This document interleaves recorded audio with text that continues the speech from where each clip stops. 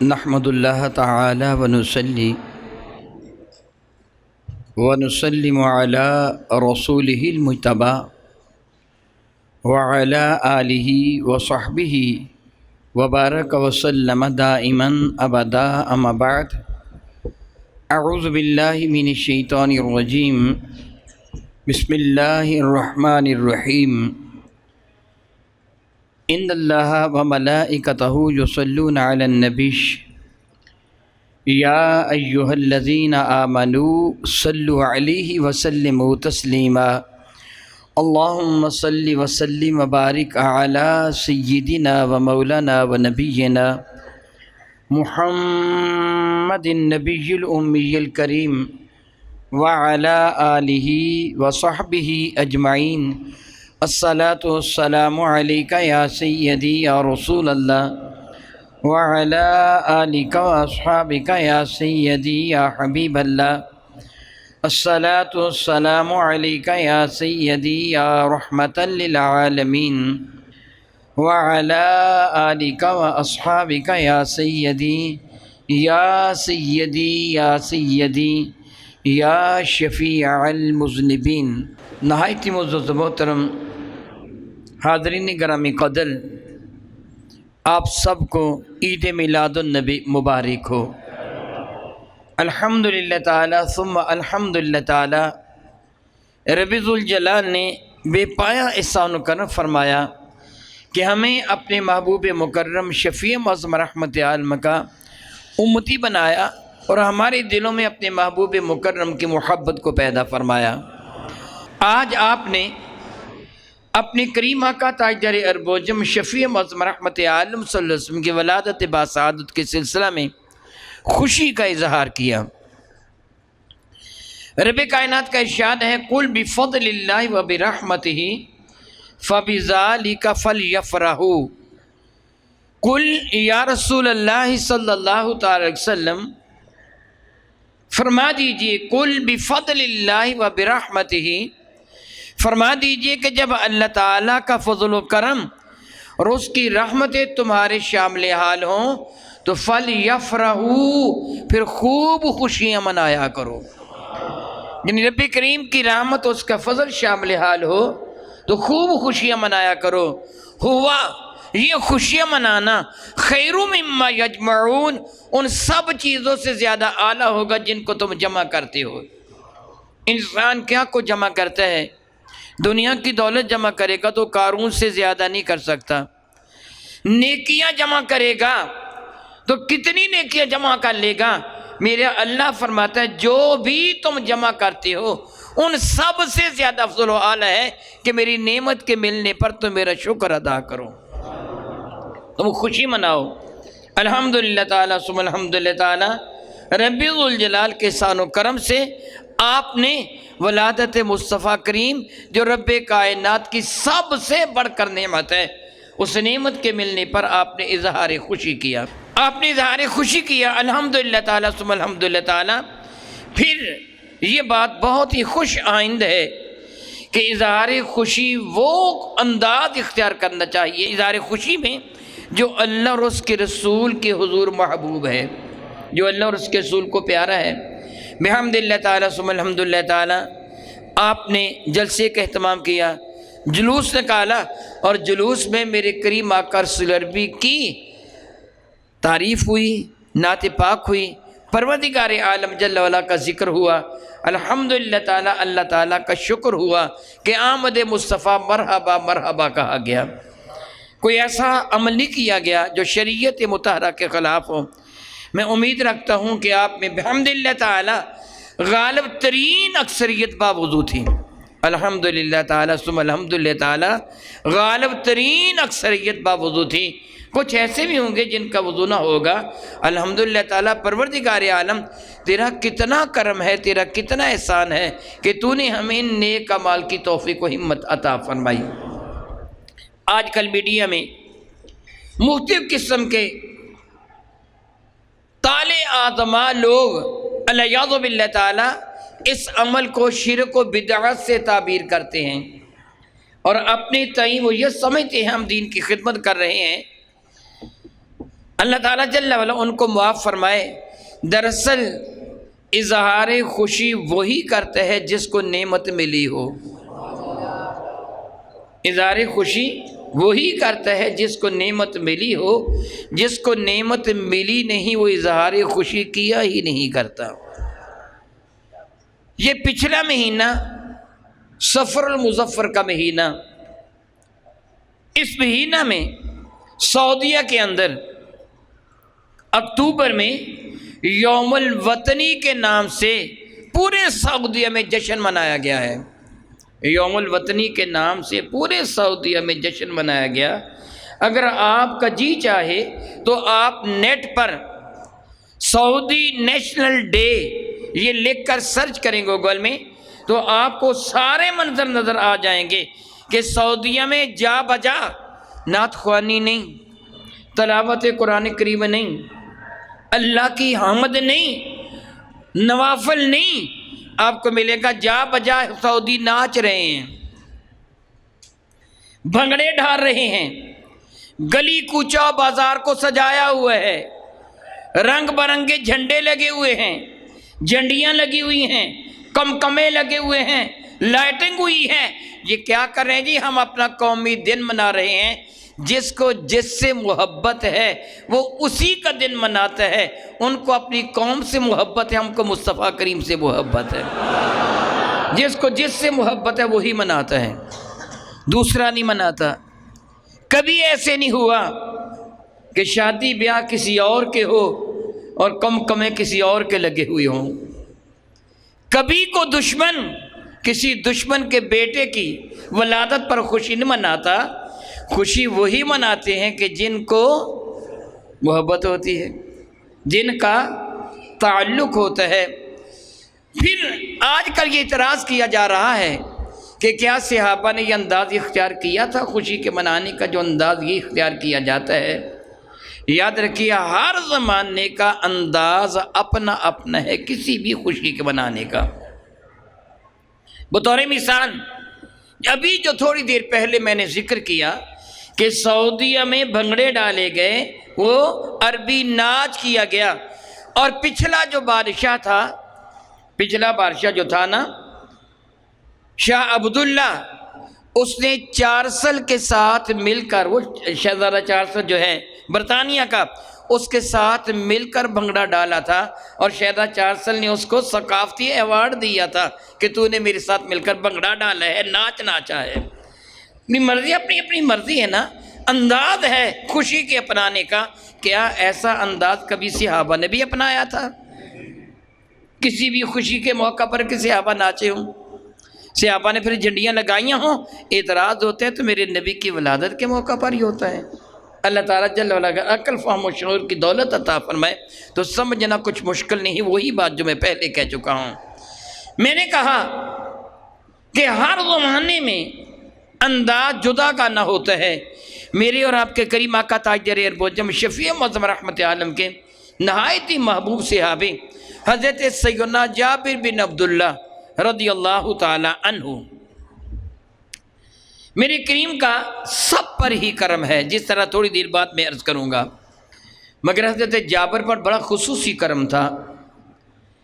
شب خندق، یعنی جب خندق کا میدان سجا ہوا تھا اور مسلمان خندق کھود رہے تھے، تو ایک شب خندق میرے کریم آقا نے ان کے ہاں ان کی دعوت کو قبول کیا تھا۔ مشہور واقعہ ہے کہ چند 1 یا 2 کلو وہ جو تھے اور ایک چھوٹا سا بکری کا بچہ تھا۔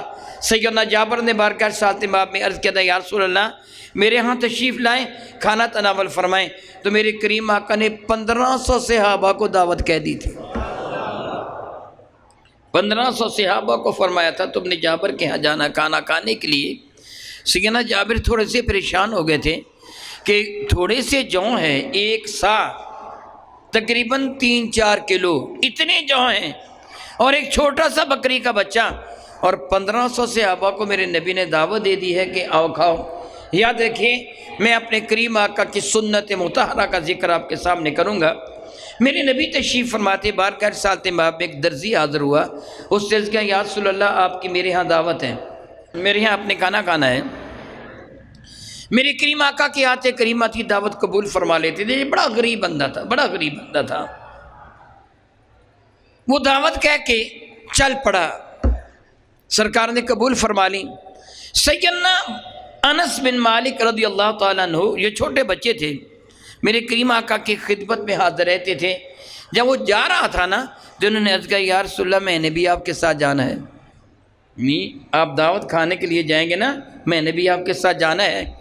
میرے کریم آقا کی عادت میں نہیں تھا، میں نہیں لے کے جاؤں گا، نہیں تھا۔ حضور نے اس درزی کو بلایا، او بھائی بات سن، خیاط کہتے ہیں عربی میں درزی کو، او بھائی بات سن۔ وہ درزی واپس آیا، عرض کیا یا رسول اللہ فرمائیے۔ فرمانے کے یہ بچہ میرے ساتھ آنا چاہتا ہے، اجازت؟ یہ بچہ میرے ساتھ آنا چاہتا ہے، اجازت ہے لے آؤں؟ تو اس سے عرض کیا یا رسول اللہ میرے گھر کے آپ مالک ہیں، جس طرح آپ چاہیں اسی طرح فرمائیں۔ یعنی ایک درزی نے دعوت کی، حضرت انس چھوٹے سے بچے ہیں، ساتھ جانا چاہتے ہیں، میرے کریم اس سے اجازت لے رہے ہیں، اگر تو اجازت دے تو میرے ساتھ آئے گا، اجازت نہیں دے گا تو نہیں آئے گا۔ حضرت جابر نے دعوت کی، حضور نے 1500 کو کہہ دیا تم بھی چلو۔ بات سوچنے کی ہے نا، ایک بچے کو بغیر اجازت کے ساتھ لے جا نہیں رہے، 1500 کو اجازت کے بغیر ہی کہہ دیا چلو بھی جابر کے یہاں دعوت کے لیے جانا ہے۔ سبب کیا تھا؟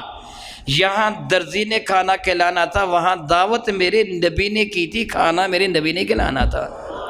یہی سبب ہے نا کہ جب حضرت جابر اپنے گھر گئے اور اپنی زوجہ محترمہ سے فرمانے لگے، معاملہ تھوڑا سا گڑبڑ ہو گیا۔ انہوں نے کیا کیا ہوا؟ وہ فرمانے لگے کہ میں نے تو سرکار سے عرض کیا تھا یا رسول اللہ تھوڑے سے جو ہے اور ایک بکری کا بچہ ہے جسے میں ذبح کر لوں گا، جو سے روٹیاں تیار کی جائیں گی، 2-3-4 بندے کھا سکیں گے، آپ تشریف لے آئیں، 2-3 صحابہ کو ساتھ لے آئیں۔ سرکار نے تو 1500 کو کہہ دیا، سارے صحابہ کو کہہ دیا۔ تو وقت کی بات ہے نا، کبھی کسی کے ذہن میں کوئی بات آتی ہے، کبھی نہیں آتی، کبھی بچہ بڑی دانائی کی بات کر دیتا ہے۔ تو آپ کی بیوی نے جواباً حضرت جابر سے کہا کہ آپ نے کن کو کہا تھا دعوت کا؟ تو کہنے لگے رسول اللہ کو۔ تو پھر باقیوں کو کس نے کہا؟ کہنے لگے جی رسول اللہ نے۔ کہنے لگے پھر وہ جانے اور وہ جانے، ہمیں کیا؟ پھر ہمیں کیا؟ آپ نے صرف رسول اللہ کو کہا تھا نا جی، تو سرکار نے باقی سب کو کہہ دیا، ہمیں کیا فکر، وہ جانے اور وہ جانے۔ حضرت جابر، جس طرح میں نے کہا بعض اوقات بچہ بڑی دانائی کی بات کر دیتا ہے، یہ بات ان کی بیوی کے ذہن میں آ گئی تھی۔ حضرت جابر بے پرواہ ہو گئے، دوبارہ بارگاہ سالت بابے خوش حاضر ہو گئے۔ اب میرے کریم آقا نے ان کو ایک حکم دیا، جابر جاؤ گھر واپس چلے جاؤ۔ یا رسول اللہ کیا حکم ہے؟ جا کے اپنی بیوی کو کہہ دے کہ آٹا گوندے سے ہی مگر روٹیاں نہ پکائے، ہنڈیا چولہے پہ رکھی ہے نا، جب تک میں نہ ہوں اتارے نہیں۔ ذمہ داری جو لے لی تھی، ذمہ داری لے لی تھی نا۔ حضرت جابر جلدی گھر آئے، آ کے فرمایا روٹی نہ کہیں پکا لینا، آٹا گوند لے، انتظار کر، اور ہنڈیا بھی چولہے سے نہ اتارنا، انتظار کر۔ انہوں نے کیا ٹھیک ہے تو میں انتظار کروں گی۔ پھر میرے کریم تشریف لائے، تھوڑا سا لعاب دہن آٹے میں ڈال دیا، تھوڑا سا لعاب دہن ہنڈیا میں ڈال دیا، فرمایا اب روٹیاں پکاؤ۔ روٹیاں پکنا شروع ہو گئیں، صحابہ کھانے لگے۔ مجھے اللہ کی عزت کی قسم، حدیث مبارکہ میں وہ 1500 کے 1500 پیٹ بھر کے کھانا کھا گئے۔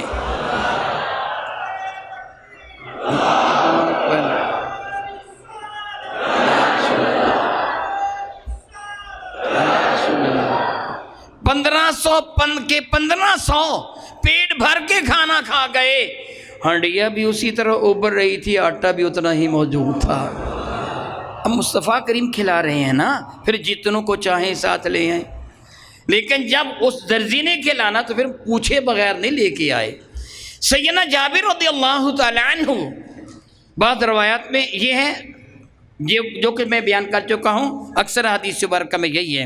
بعض روایات میں یہ ہے کہ میرے کریم آقا تاجدار اربعجم شفیع معظم رحمت عالم نے صحابہ سے فرمایا کہ ہڈی کو نہ توڑنا، جو پہلے ٹوٹ چکی ہے تو وہ ٹوٹ چکی ہے نا، اب مزید ہڈی کو نہ توڑنا، اس سے گوشت اتار کے کھا لو، ہڈیوں کو جمع کر لینا۔ وہ ساری ہڈیاں جمع کر لی گئیں۔ میرے کریم آقا نے دست مقدس ان پہ رکھ کر دعا مانگی تو رب کائنات نے اس بکری کو بھی زندہ فرما دیا۔ بکری بھی ان کو مل گئی، کھانا بھی سب نے کھا لیا، اتنا بچ بھی گیا، گھر والے بھی کھاتے رہے۔ یہ میرے کریم آقا کی عطائیں ہیں نا، کریم آقا کی عطائیں ہیں۔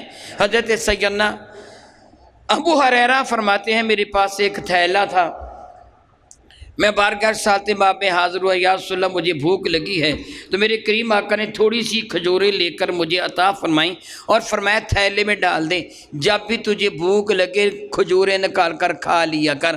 حضرت ابو ہریرہ فرماتے ہیں میں نے تھیلے میں وہ کھجوریں ڈال لیں، جب بھوک لگتی تھی ہاتھ ڈال کے کھجوریں نکال کے کھا لیتا تھا، جب کوئی غریب آتا مسکین آتا بانٹ دیتا۔ اللہ کی قسم میں نے کئی من کھجوریں بانٹ دیں، خود بھی کھاتا رہا مگر تھیلے سے کھجوریں ختم ہی نہیں ہوئی۔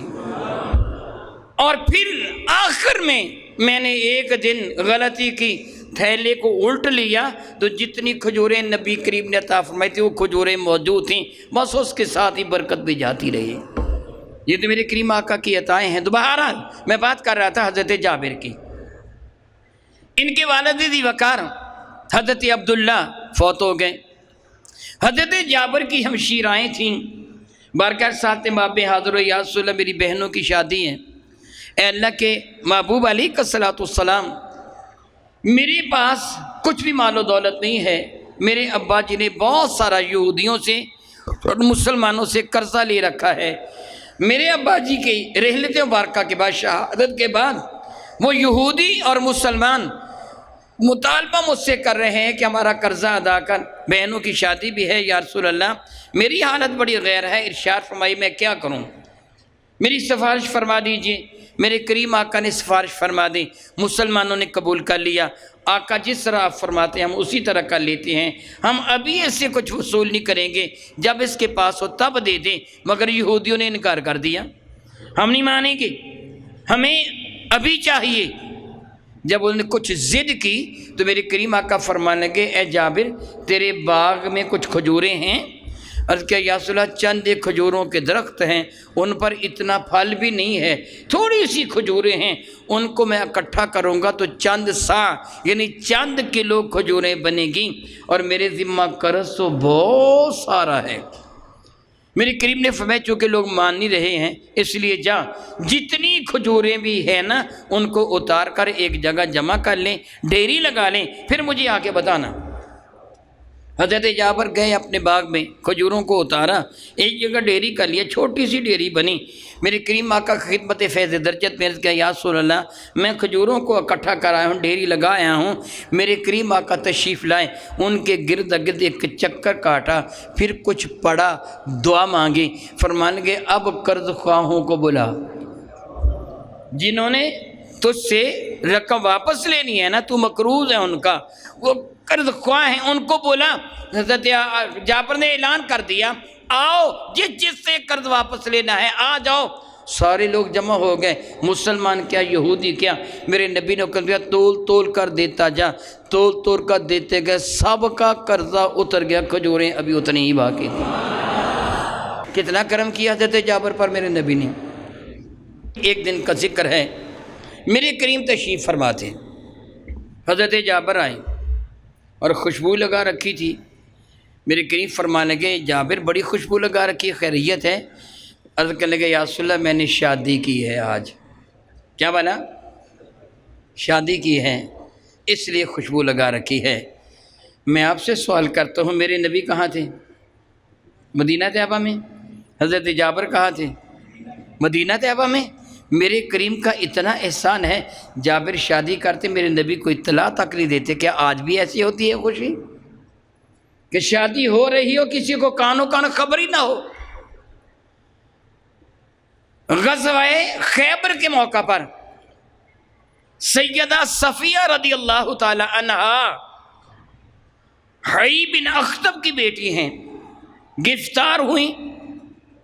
میرے کریم آقا تاجر عرب و عجم شفیع بزم رحمۃ اللہ میں ان کو خرید لیا، جس صحابی کے حصہ میں آئی تھی۔ میرے کریم آقا نے ان کو خرید لیا، خرید کر آزاد فرما دیا کہ تمہارا جو جی چاہے تم کر سکتی ہو، واپس جانا چاہو یا جیسے چاہو۔ میرے کریم نے فرمایا تیرا جی چاہے تو میں تجھے اپنی زوجیت میں لے لیتا ہوں، جی چاہے تو آزاد کر دیتا ہوں۔ حضرت صفیہ نے عرض کیا یا رسول اللہ میں آپ کی زوجیت میں آنا پسند کرتی ہوں، اس لیے کہ غزوہ خیبر سے پہلے ان کو پتہ چل گیا تھا میں رسول رحمت کی بیوی بننے والی ہوں۔ حضرت سیدہ صفیہ کو پہلے ہی پتہ چل گیا تھا۔ جب بارگاہ سالت مابع حضرت صفیہ حاضر ہوئی شادی کے بعد، میرے کریم آقا نے ان کے چہرے کو دیکھا تو چہرے کا اس طرف کا رنگ جو تھا نا تھوڑا سا وہ نیلا تھا اور آنکھ بھی تھوڑی سی سرخ تھی۔ تو حضور نے فرمایا یہ کیا ہوا؟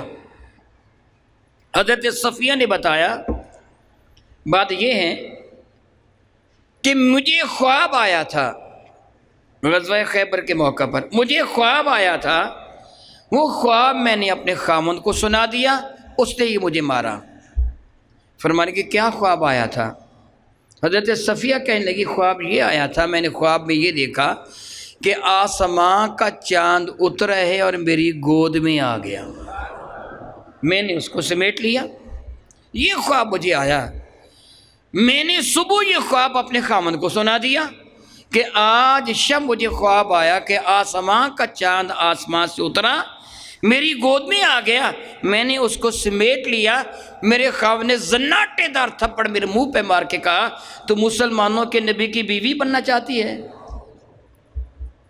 تعبیر اس کی کیا ہے کہ تیری گود میں چاند کا آنا، یہودی جانتے تھے میرے نبی کی حقیقت کو۔ اللہ فرماتا ہے یعرفونہ کما یعرفون ابناءہم، جس طرح باپ اپنے بیٹے کو پہچانتا ہے، یہودی میرے محبوب کو اس انداز سے پہچانتے ہیں، مگر خبیث ہیں، ایمان نہیں لاتے۔ وہ کہنے لگا تو نبی کی بیوی بننا چاہتی ہے؟ تو فرماتی میں خاموش ہو گئی کہ میں تو جانتی نہیں تھی کہ کیا ہے کیا نہیں ہے، لیکن اسی وقت میرے ذہن میں یہ بات آ گئی کہ ہو سکتا ہے میں اس رسول رحمت کی زوجیت میں چلی جاؤں۔ غزوہ خیبر کے موقع پر اس کا خاوند قتل ہو گیا تھا، حیی بن اخطب کی یہ بیٹی تھی، اس لیے انہوں نے کہا کہ میں آپ کی زوجیت میں آنا چاہتی ہوں۔ میرے کریم آقا نے قبول فرما لیا، نکاح مقدس ہو گیا۔ یہ واقعہ کب کا ہے بھلا؟ غزوہ خیبر کے موقع پر، اور نکاح کہاں ہوا؟ میدان جنگ میں۔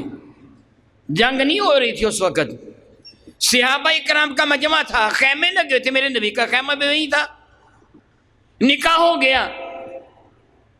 اب جو وہاں سے روانگی کا وقت آیا تو صحابہ کرام آپس پہ کہنے لگے کہ حضرت صفیہ کے لیے کہ حضرت صفیہ کو حضور نے خریدا، اور خریدا بھی صحابہ کے کہنے پر تھا۔ میں وضاحت کرتا کہ کسی کے ذہن میں کوئی ایسی بات نہ آنے پائے۔ یہ حضرت دیا قلبی کے حصہ میں آ گئی تھیں تو صحابہ کرام نے کہا یا رسول اللہ، حیی بن اخطب یہودیوں کا سردار ہے، اس کی بیٹی آپ کے ایک صحابی کے حصے میں آئی ہے، اور آپ جو لوگ سردار قسم کے ہوتے ہیں آپ ان کی تعظیم کرتے ہیں، ان کے ساتھ آپ اچھا سلوک کرتے ہیں۔ یا رسول اللہ یہ سردار کی بیٹی ہے، ہم چاہتے ہیں کہ یا رسول اللہ ان کو آپ قبول فرما لیں، دہیا کو نہ دیں۔ میرے کریم آقا نے اس سے یہ نہیں فرمایا دائیہ اس کو میرے حوالے کر دو، نہیں، حضور نے صحابہ کی خواہش کو پیش نظر رکھتے ہوئے حضرت داہیہ کو بلا کے فرمایا تم اس کو اپنا پاس رکھنا چاہتے ہو یا بیچنا چاہتے ہو؟ غلام تھی نا، بیچنا چاہتے ہو؟ انہیں عرض کیا یا رسول اللہ میں بیچنا چاہتا ہوں، میں غریب آدمی ہوں، میں اس کو اپنے پاس رکھ کے کیا کروں گا، میں بیچنا چاہتا ہوں۔ میرے کریم نے فرمایا کتنے کی بیچنا چاہتے ہو؟ عرض کیا یا رسول اللہ اتنے درہم ہوگی۔ میرے کریم نے اس سے بڑھ کر درہم عطا فرما کے ان کو خرید لیا تھا، خرید کر فرمایا تھا صفیہ میں نے تجھ کو خرید لیا، اب میں تجھ کو آزاد کرتا ہوں، جی چاہے تو میرے پاس رہ، جی چاہے تو اپنے قبیلے میں چلی جا۔ حضرت صفیہ نے کہا یا رسول اللہ میں آپ کی خدمت میں رہنا چاہتی ہوں۔ پھر میرے آقا نے سے نکاح فرما لیا تھا۔ اب صحابہ اکرام میں یہ بات تھی کہ حضرت صفیہ کیا وہ ام المومنین بن گئی ہیں، رسول اللہ نے ان سے شادی کی ہے، یا پھر وہ غلام ہیں، لونڈی ہیں، یا آزاد ہیں، کیا ہے؟ نہیں سمجھ آ رہی تھی صحابہ کو۔ اسی میدان میں صحابہ موجود ہیں جہاں میرے نبی تشریف فرمائے ہیں۔ پھر بعض صحابہ نے کہا دیکھنا جب روانگی کا وقت آئے گا نا، اگر حضرت صفیہ کے لیے اونٹ پر ہودج ایک ڈولی نماش ہے جو پردے کے لیے ضروری ہے، اگر وہ کسی گئی جس کا معنی ہوگا وہ حضور کی زوجہ محترمہ ہیں، اگر ایسے نہ ہوا تو پھر وہ لونڈی ہیں یا آزاد ان کو کر دیا گیا ہے۔ جب روانگی کا وقت ہے تو اونٹنی پر ہودج کسا گیا، پھر صحابہ کو پتہ چلا حضور نے ان سے شادی فرما لی ہے۔ حضور نے لوگوں کو بتایا، بتائیے نا، کوئی فنکشن کیا، پتہ چلا لوگوں کو؟ نہیں پتہ چلا۔ اس زمانے میں شادی کا یہ انداز تھا، آج وہی انداز ہے۔ کہتے جی آج خوشی مناتے، صحابہ نے منائی، آج تم شادی کی کتنی خوشی مناتے ہو، کیا صحابہ نے یہ منائی تھی؟ یہ انداز صحابہ کے زمانہ میں تھا جو آج تم یوم الوطنی کے طور پر سعودیہ میں مناتے ہو، کیا صحابہ نے کبھی منایا؟ اعتراض کرنا بڑا آسان ہے، حقیقت کچھ اور ہوتی ہے۔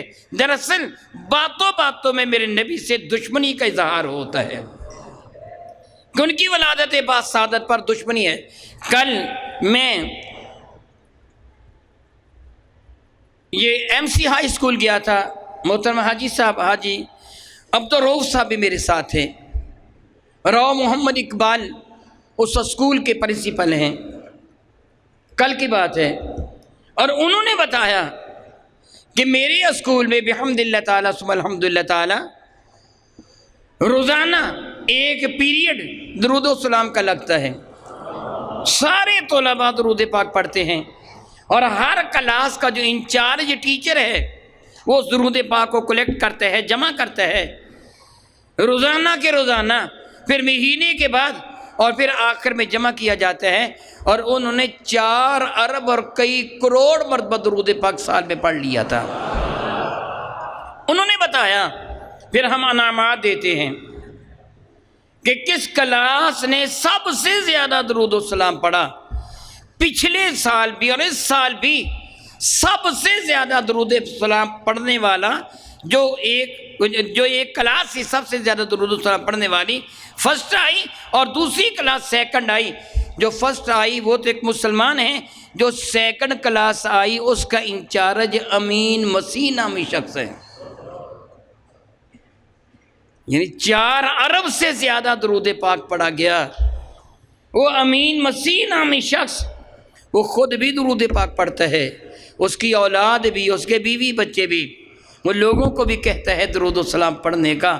اتنا درود پاک اس نے اکٹھا کر لیا، پڑھ لیا، اور کہتے کہ میرے اسکول میں ایک شخص ہے، میری عادت ہے میں مسلک کا نام نہیں لیتا، دوسرے مسلک والا ہے، کہتا کیا فائدہ ہے درود پڑھنے کا، اس کا کیا فائدہ ہے، مجبوری کے ساتھ پڑھ رہے ہیں۔ جو عیسائی ہے وہ پڑھ رہا ہے، مسلمان کہلوانے والا روک رہا ہے کہ وہ پڑھتے ہو، خود کو مسلمان کہلوانے والا روک رہا ہے کہ وہ پڑھتے ہو۔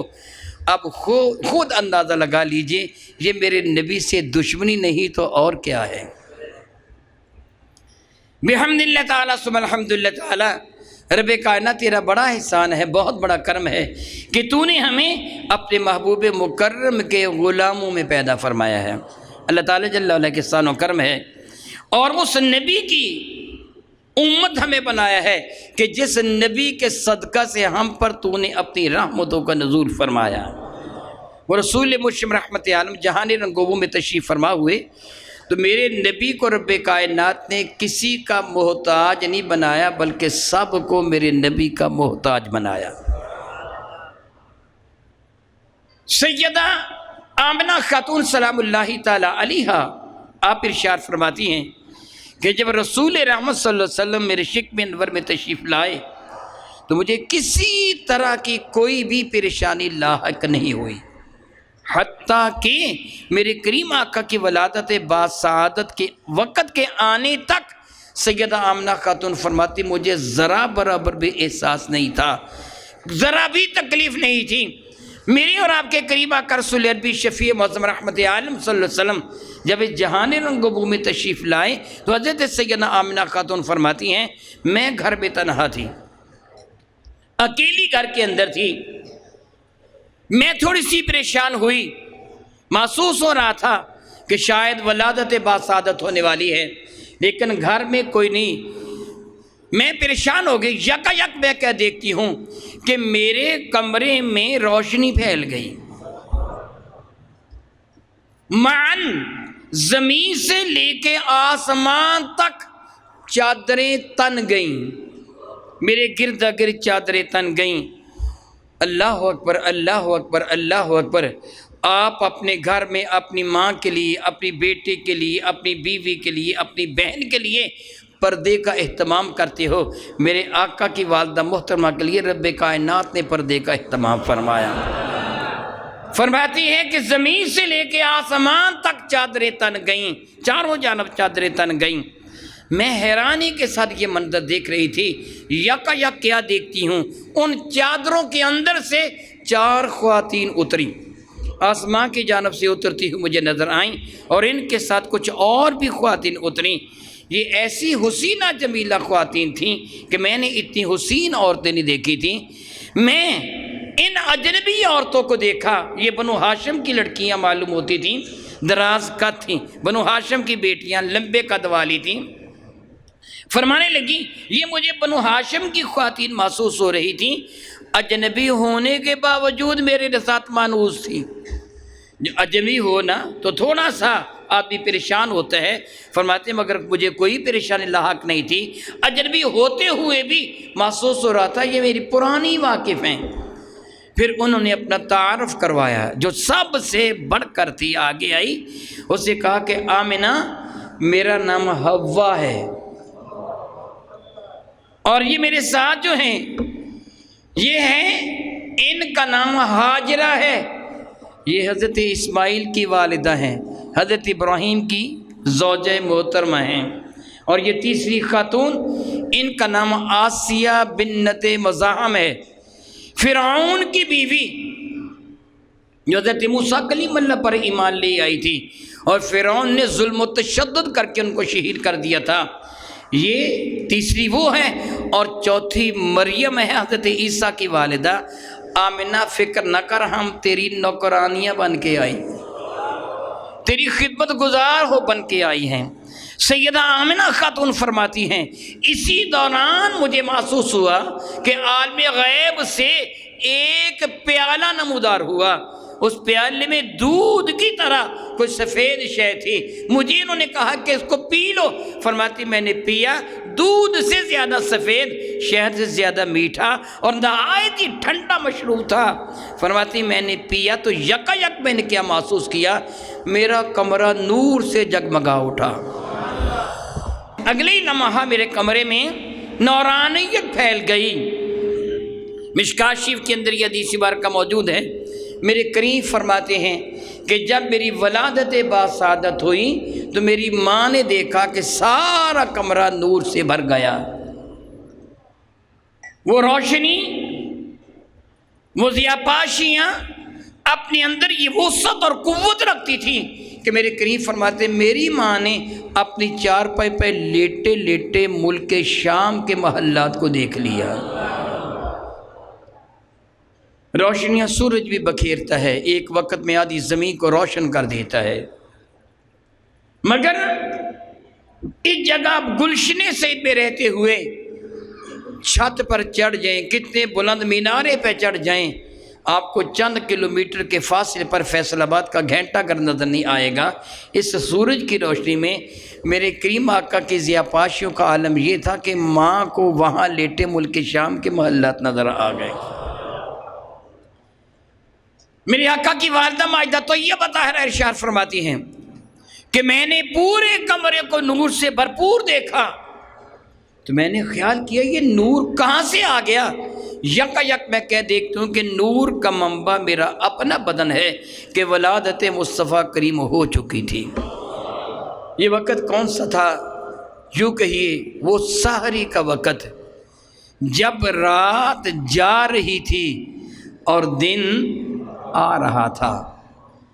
ظلمت قدائے عالم میں رات کے ساتھ ساتھ سارے اندھیرے دور ہو رہے تھے، اس سورج کے ساتھ ساتھ رب کائنات جل وعلا جس کو سراج منیرہ قرار دیا وہ تشریف لا رہے تھے، اور پوری کائنات میں خوشیاں ہو رہی تھیں۔ حضرت سیدنا عبدالمطلب میرے کریم آقا کے جد محترم وہ حرم کعبہ کا طواف کرنے میں مشغول و مصروف تھے۔ اس گھڑی یک آپ کیا دیکھتے ہیں کہ حرم کعبہ مقام ابراہیم کی جانب جھکا۔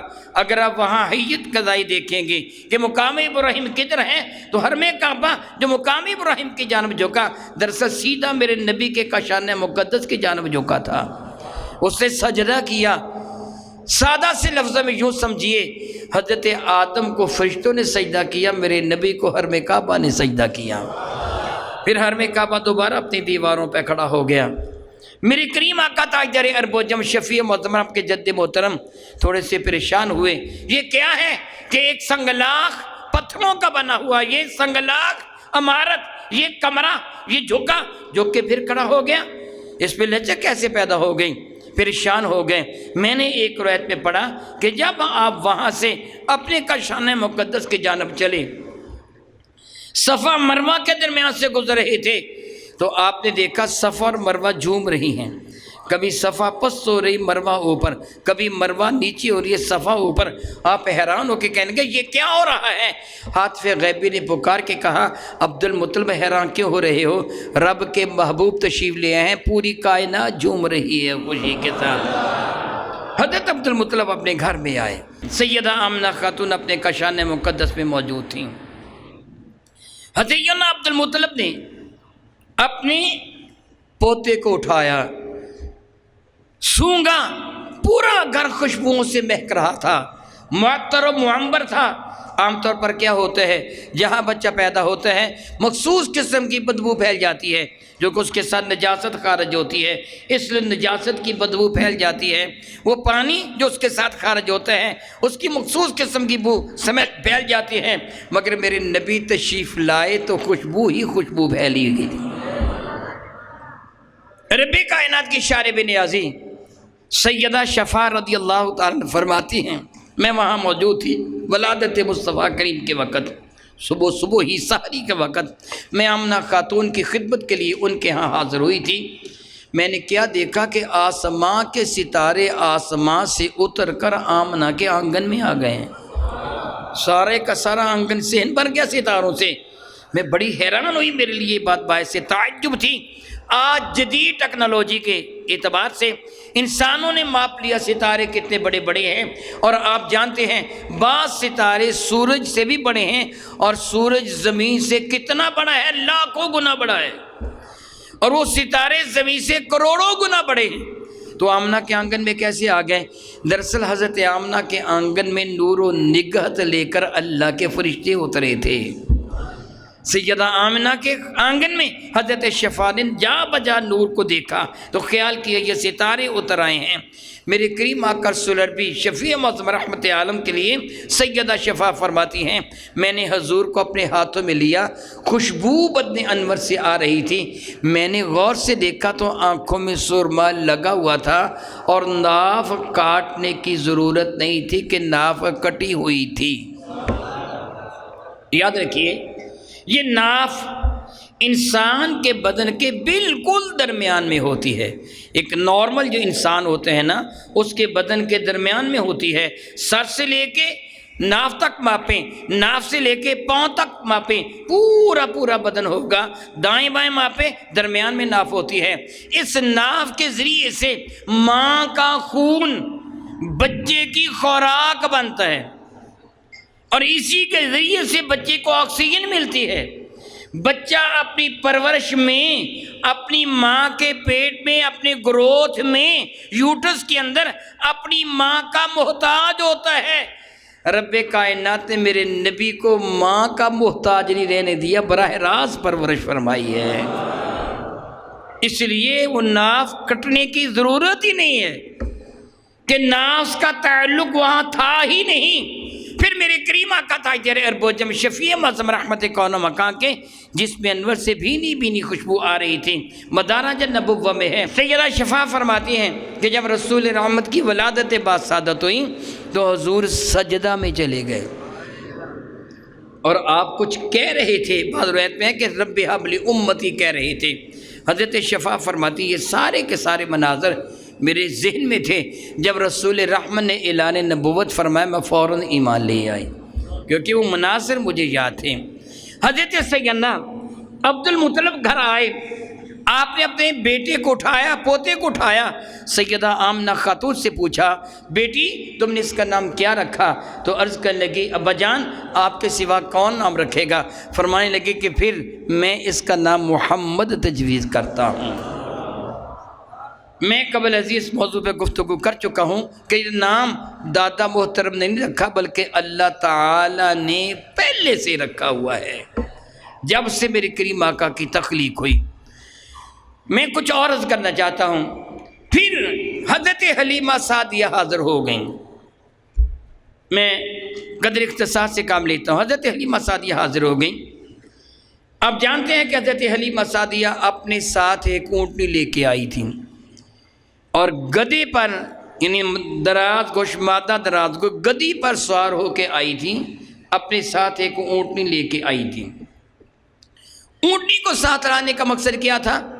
حضرت حلیمہ سعدیہ کا اپنا بیٹا تھا، آپ اس کو دودھ پلاتی تھیں، اور دودھ صرف اور صرف ایک طرف سے آتا تھا، یعنی بائیں جانب سے، بائیں برس سے آپ کو دودھ آتا تھا، دائیں جانب آپ کو پہلے دن سے دودھ کبھی آیا ہی نہیں تھا۔ حضرت حلیمہ سعدیہ خود کو بیمار خیال کرتی تھیں کہ دائیں جانب کبھی دودھ آیا ہی نہیں تھا، صرف بائیں جانب الٹی جانب لیفٹ ہینڈ دودھ آتا تھا، دائیں جانب دودھ نہیں آتا تھا، اور دودھ اتنا کم ہوتا تھا کہ حضرت حلیمہ سعدیہ کے بچے کا پیٹ بھی نہیں بھرتا تھا۔ اگر قبیلے میں غربت نہ ہوتی تو حضرت حلیمہ سعدیہ کبھی کو بچہ لینے کے لیے مکہ مکرمہ میں نہ آتی، غربت کی وجہ سے آئی تھیں، اور اونٹنی کو ساتھ اس لیے لے کے آئی تھیں کہ اونٹنی تھوڑا سا دودھ دیتی تھی، اس دودھ کو حضرت حلیمہ سعدیہ پی لیتی تاکہ بچے کو دودھ آ جائے۔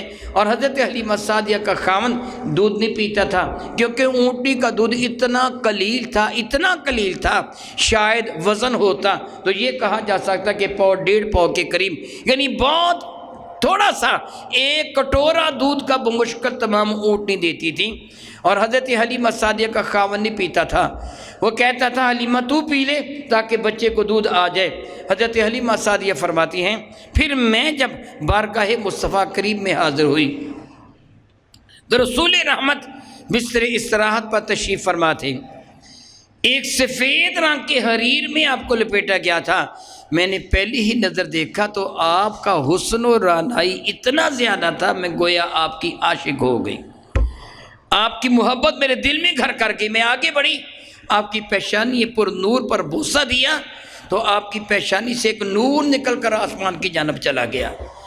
میں نے حضور کو اٹھایا، ان کی والدہ محترمہ سے اجازت لے کر کہ میں اس بچے کو گود لینا چاہتی ہوں، اجازت مل گئی۔ فرماتی ہیں جب میں نے گود میں لیا تو میں نے خیال کیا اب اس بچے کو دودھ پلاؤں۔ دودھ کدھر آتا تھا؟ بائیں جانب۔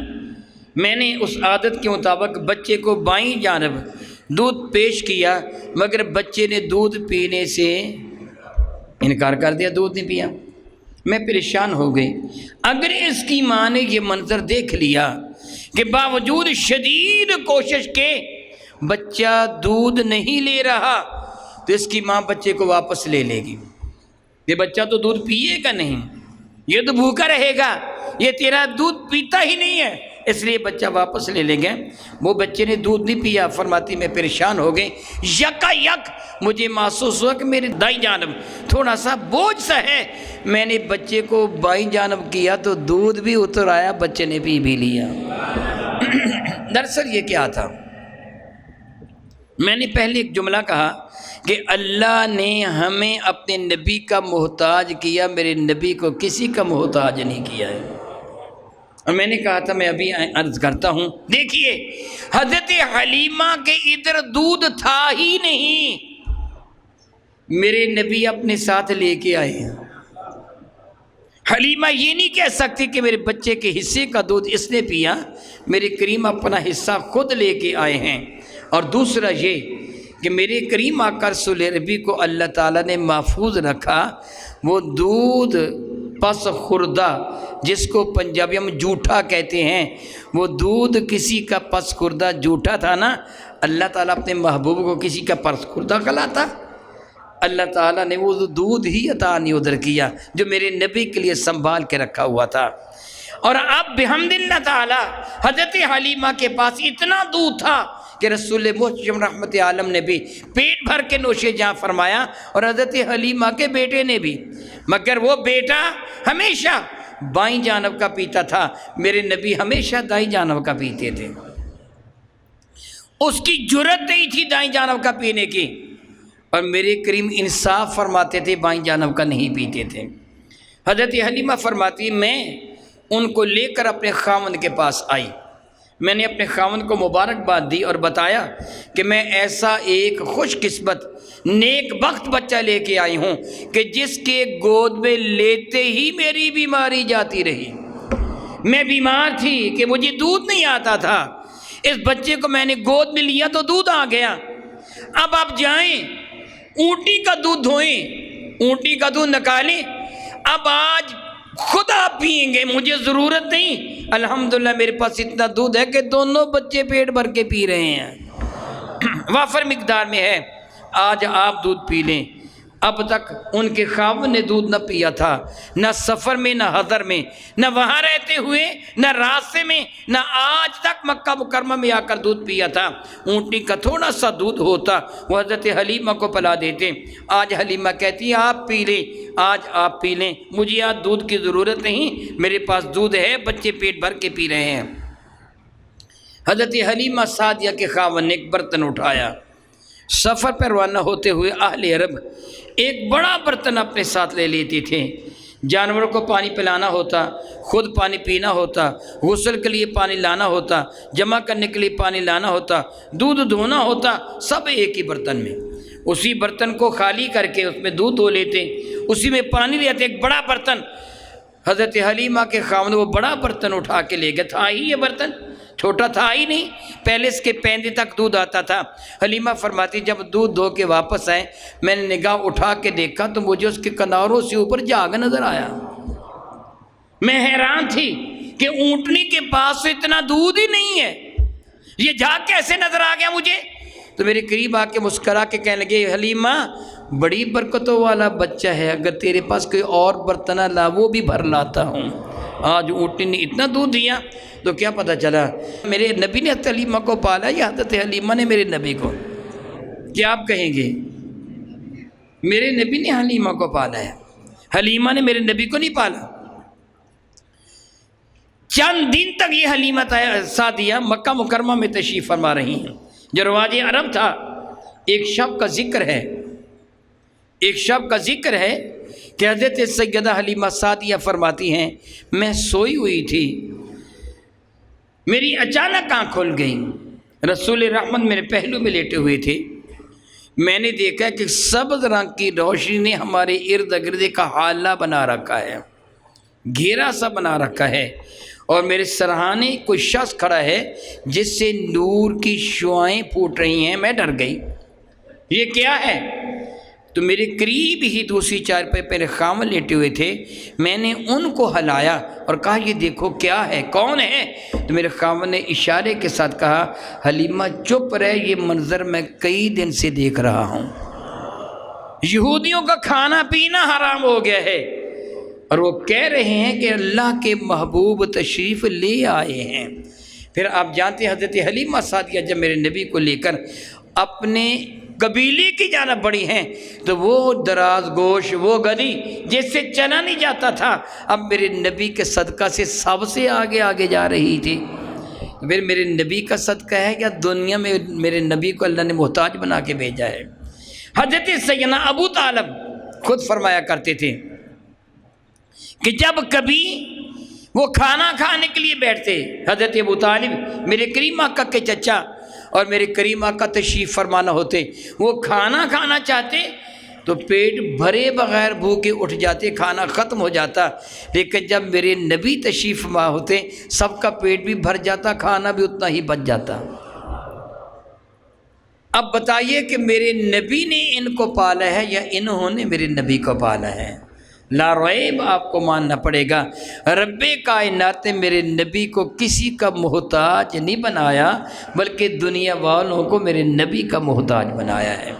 الحمدللہ تعالیٰ ثم الحمدللہ تعالیٰ، رب کائنات جل وعلا کا کتنا احسان و کرم ہے۔ صرف یہی نہیں کہ بچپنے میں ایسے ہوا کرتا تھا، بلکہ میرے کریم آقا کی شرف، میرے کریم آقا کی عزت، میرے کریم آقا کو رب کائنات و مرتبہ مقام عطا فرمایا کہ جس بھی غزوہ میں میرے کریم آقا تشریف لے گئے، اللہ تعالیٰ نے فتح و نصر سے ہی نوازا ہے۔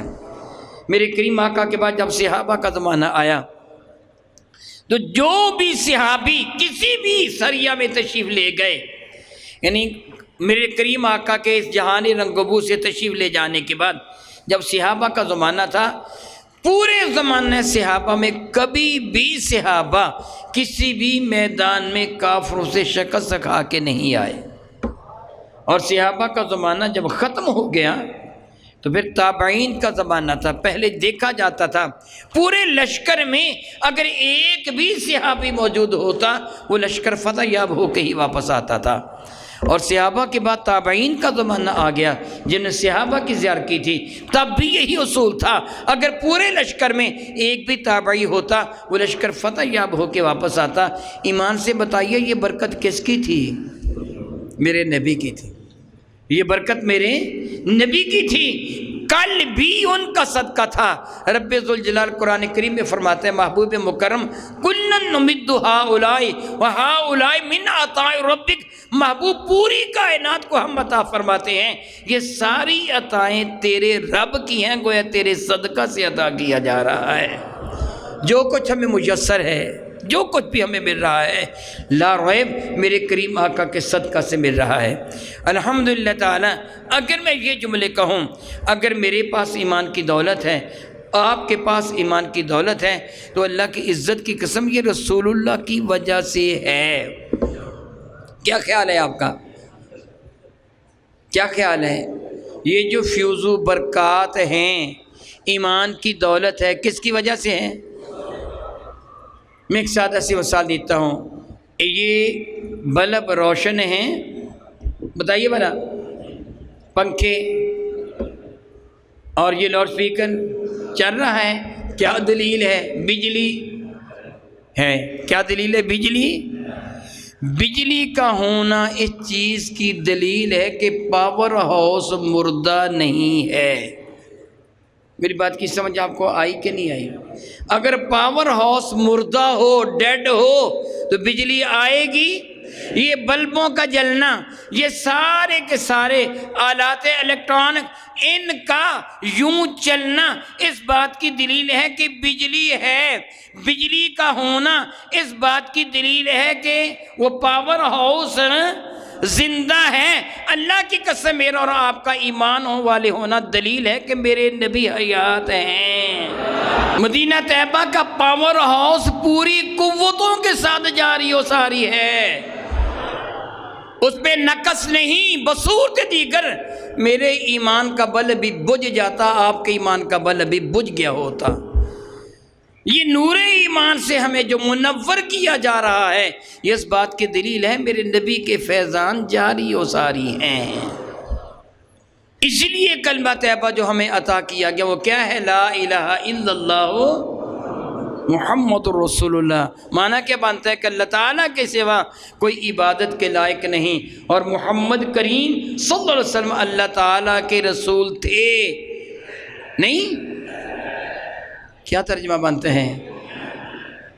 اگر نہیں تو پھر کہتے تھے۔ غور کیجئے، اگر وہ نہ ہوتے تو پھر کیا تھا؟ تھے۔ ہم کہتے ہیں اب بھی ہیں۔ کیا بلا؟ اب بھی۔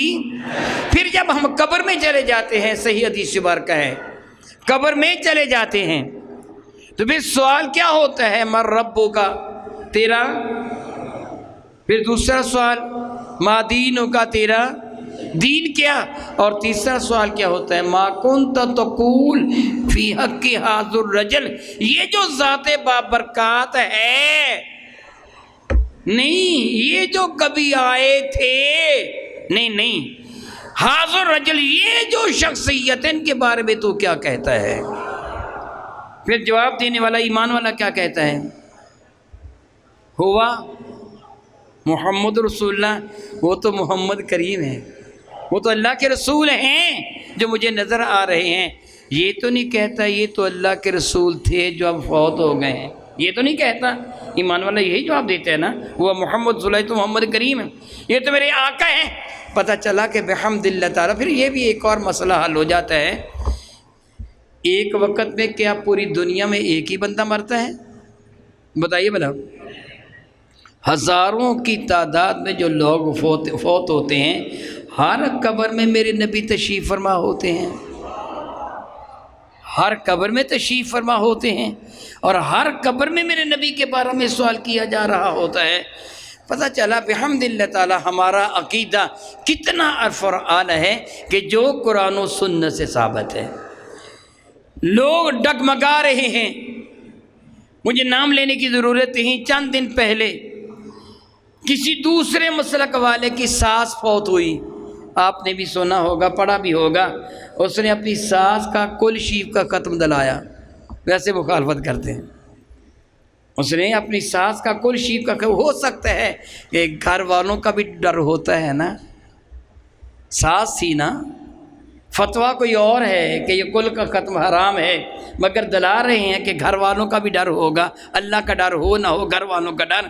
میرے محترم، آپ نے جو آج عمل کیا، حقیقت میں جو آپ نے اپنے کریم آقا کا یہ یوم میلاد منایا، رب ذوالجلال کے محبوب مکرم شفیع معظم رحمت عالم کی خدمت فیض درجت میں صحابہ نے ایک بات عرض کی تھی، یا رسول اللہ علیہ الصلوۃ والسلام، یہ جو عربی میں یعنی ان کے ہاں جو دن تھے، یوم الاحد، یوم الاثنین، یوم الثلاثہ، یوم الاربعہ، یوم الخمیس وغیرہ وغیرہ، یا رسول اللہ یہ جو ہمارے ہاں دن ہیں عربی میں، دنوں کے نام یوم الاحد پہلا دن، یوم الاثنین دوسرا دن، یوم الثلاثہ تیسرا دن، یوم الاربعہ چوتھا دن، یوم الخمیس پانچواں دن، یعنی دنوں کے نام نہیں ہیں بلکہ عدد ہے، پہلا دن، دوسرا دن، تیسرا دن، چوتھا دن، پانچواں دن۔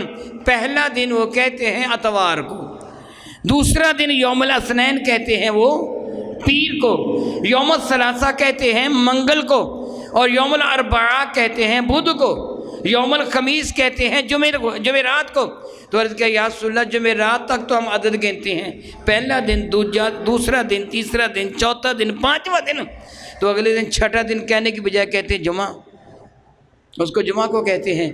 تو میرے قریب نے فرمایا درس اس دن تمہارے جد امجد حضرت آدم کی مٹی کو جمع کیا گیا تھا، یہ حضرت آدم کی ولادت کا دن ہے۔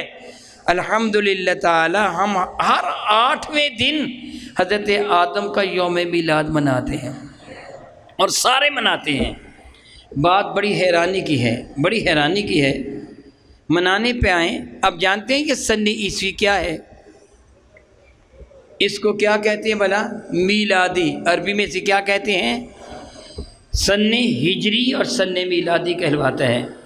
سن ہجری سے مراد یہ سن اسلامی ہے، سن میلادی سے مراد یہ سن عیسوی ہے، ہم اسے سن عیسوی کہتے ہیں، اہل عربی سے سن میلادی، اس لیے کہ حضرت عیسیٰ کی ولادت کے سال سے شروع ہوا۔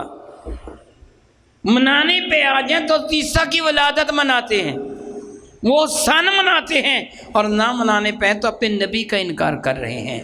یہ تو رب کائنات جل وعلا کی عطا ہے کہ جس کو چاہتا ہے رب کائنات اپنے محبوب مکرم کی محبت کے لیے چن لیتا ہے۔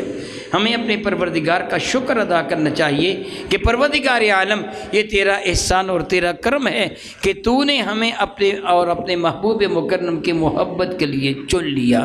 میں دعا کرتا ہوں رب کریم میرے کریم آقا رسول ربی کے صدقہ سے جب تک ہمیں زندہ رکھے ہمارے ایمان و عقیدہ کی حفاظت فرمائے، ہمیں آخری سانس آئے تو ہمارے ایمان و عقیدہ کی حفاظت کے ساتھ قیامت کے دن اٹھیں تو ہمارا حشر ان کے ساتھ ہو جن کے لیے اللہ تعالیٰ فرماتا ہے مع الذین انعم اللہ علیہم من النبیین والصدیقین والشہداء والصالحین وحسن اولئک رفیقا آمین ثم آمین وآخر دعوانا ان الحمد للہ رب العالمین.